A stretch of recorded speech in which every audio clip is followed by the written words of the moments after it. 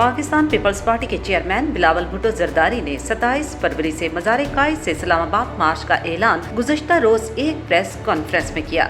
अपने कायद के हुक्म पर जियालों ने लबैक कहा और हुकूमत के खिलाफ होने वाले लॉन्ग मार्च की तैयारियां शुरू कर दी।